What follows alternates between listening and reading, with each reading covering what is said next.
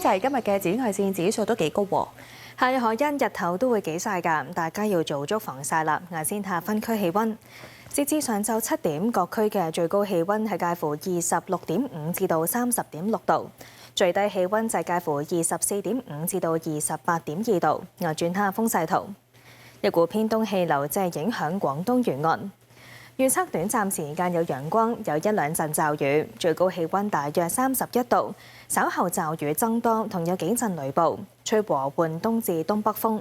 展望未來一兩日，部分時間有陽光，有幾陣驟雨。下個禮拜中期天氣酷熱。預測今日上晝嘅空氣質素健康風險，一般同路邊監測站都係低至中嘅水平。而預測今日嘅最高紫外線指數會係10，強度屬於甚高。跟住睇下大灣區城市天氣。